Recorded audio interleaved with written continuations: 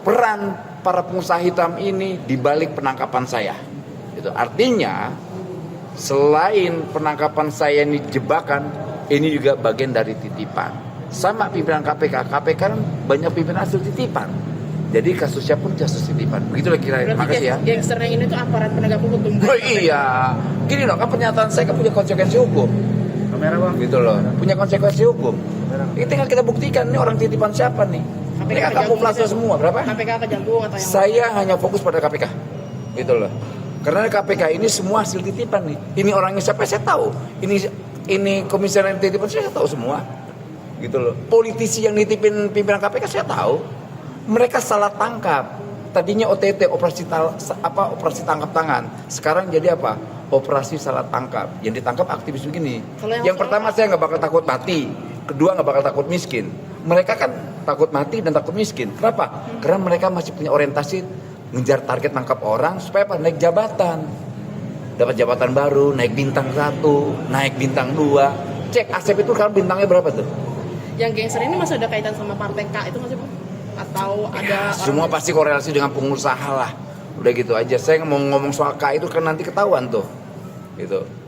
ketahuan gimana tuh? Apalagi waktu saya menjadi Wamenaker, saya dilarang naik yang namanya pesawat. Saya nggak mau nyebut pesawat apanya, jenis pesawatnya ya. Nah itu ada di Partai K tuh. Nah, kawan-kawan terjemahkanlah tuh. Oke. Berarti Partai K ini juga pengusaha punya iya punya pesawat. Oke. Nah, soal keterangan saksi Ali juga tadi telah terbantah ya bahwa operasi tangkap tangan itu ternyata tidak ada. Karena sesuai dengan argumentasi saya awal yang saya pertanyakan bahwa operasi tangkap tangan itu KUHP baru tuh pasal 1 ayat 40 itu jelas sekali bahwa operasi tangkap itu ketika seseorang melakukan tindak pidana saat itu. Nah kan saya tidak melakukan tindak pidana apa-apa lah, saya lagi tidur. Persis ini kayak zaman PKI, dijemput, dibohong-bohongin, kayak jemput jenderal. Kan saya gini-gini jelek-jelek ini bintang 3 nih, lulusan Magelang, ya kan? Persis kayak PKI. Artinya apa? Bahwa KPK ini melakukan perbuatan melawan hukum. Bayangkan orang sedang melakukan kebijakan state ya, negara, kita dihukum karena perbuatan kita.